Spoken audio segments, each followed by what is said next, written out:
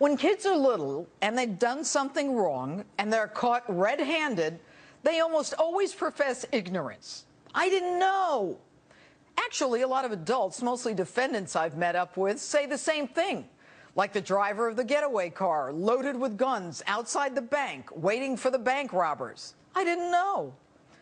This week, excuses keep coming from Washington about the Boston Marathon bombing. And if it weren't so deadly serious and the security of this nation weren't on the line, it would be humorous.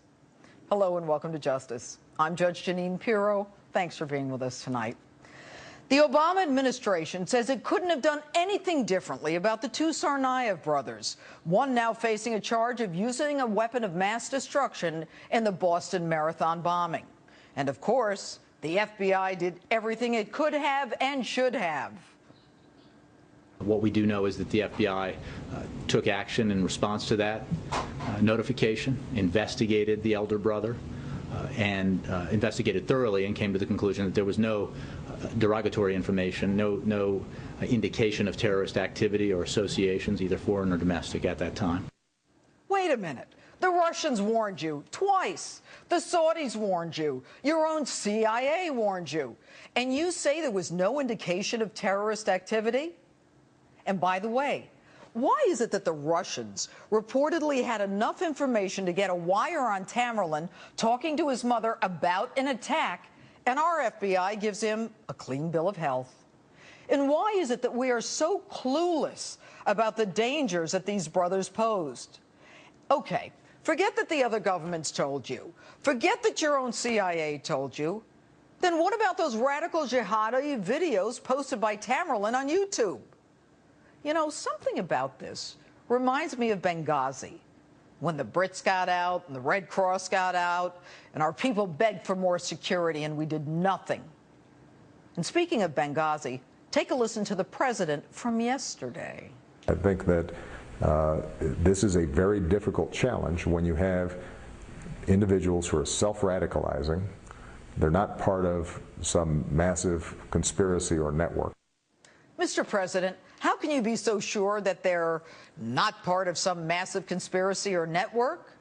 Kind of reminds me of that old spontaneous protest about the video.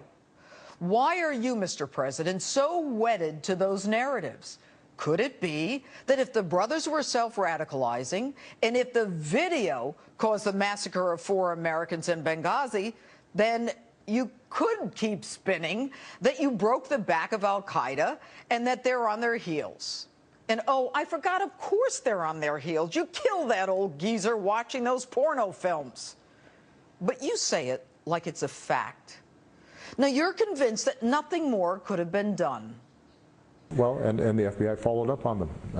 But the FBI can't arrest somebody just based on a rumor.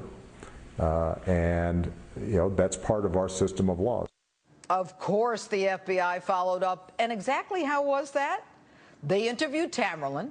He says he's okay. They say he's okay. Let's call it a day. And they say they get thousands of tips. So how could they possibly know which ones were real?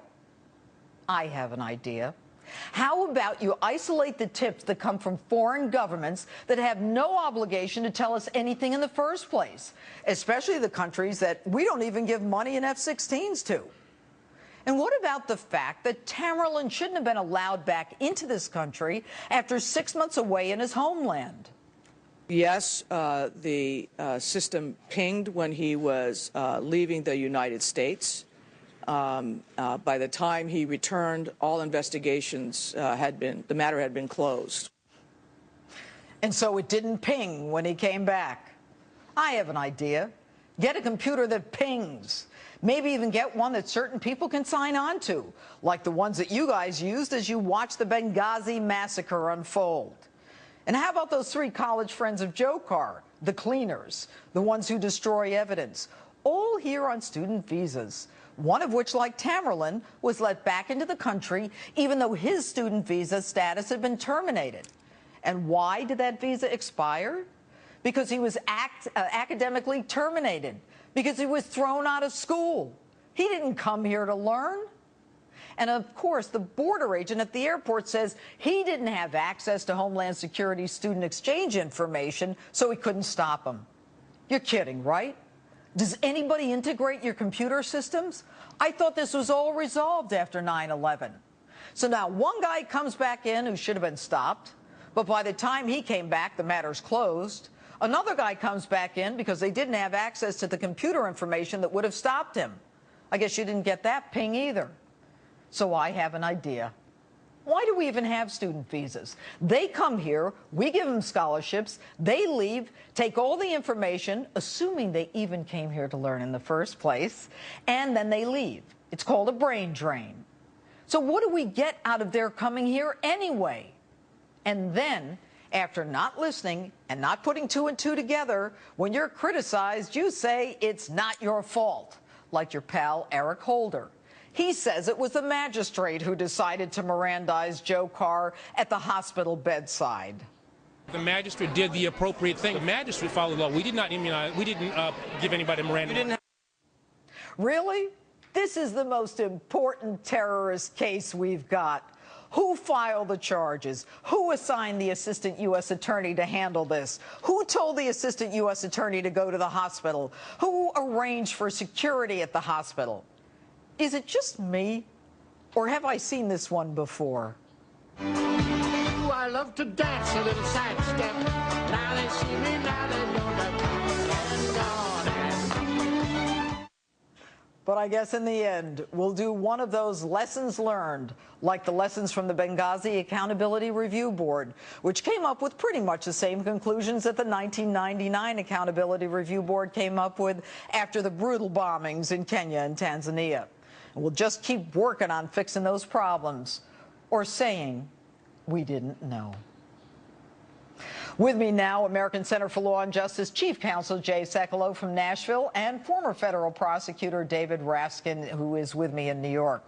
Good evening, gentlemen. Good evening. Jay, why is the president so insistent on saying that these were lone wolves and self-radicalized? Exactly what you said, and that is it's not fitting the president's narrative. And, you know, this whole self-radicalized idea, you know, what's the difference between learning about radical jihadism from an imam in a mosque and learning it over from an imam on the internet? That's not self-radicalized. It's, again, this is coordinated.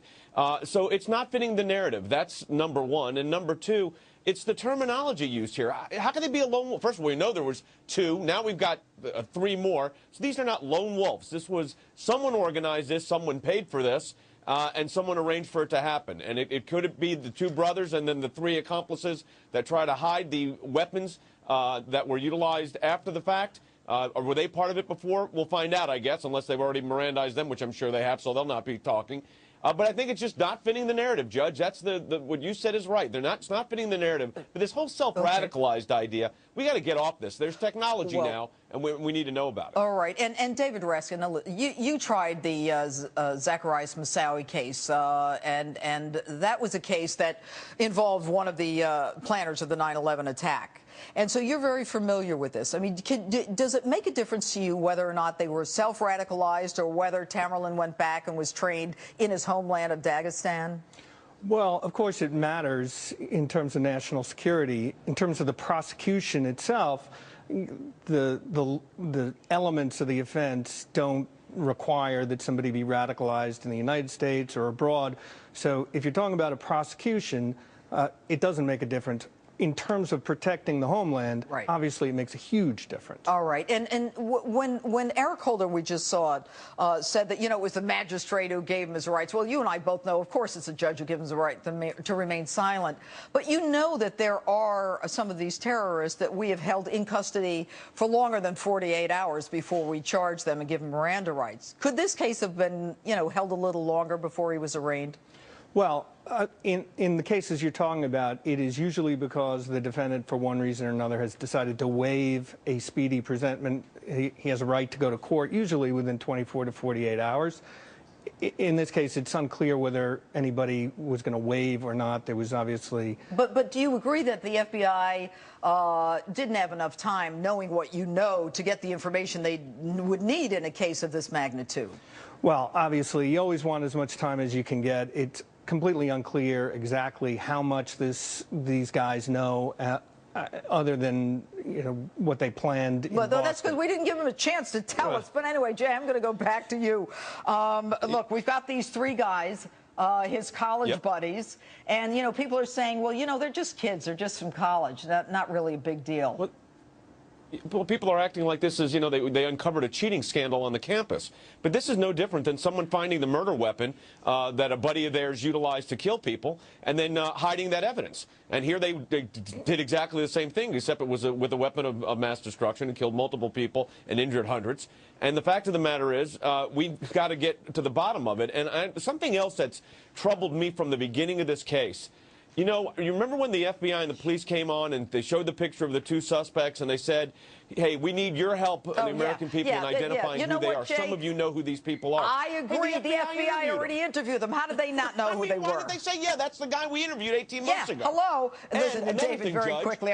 Sorry, Jay, I want to get to David on this. No, go These three guys, the college roommates, I mean, what would you, I know what they're charged with, but they'll go to jail, I assume. They're going to go to jail, and they're going to go to jail for a very long time. This is a very, very serious crime. It's the most important investigation in the country, and these kids started to take evidence and destroy it. Yep.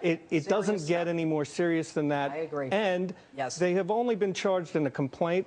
There are going to be additional charges filed, perhaps more serious ones. David Raskin, thanks so much for being with us, and Jay Sekulow. And now, guys, to our Instapoll question. We want to know, what punishment should the college friends of the Boston bombing suspect Joe Carcernaev get for their role in disposing of the evidence? Let me know on Facebook or Twitter at Judge Jeanine. And up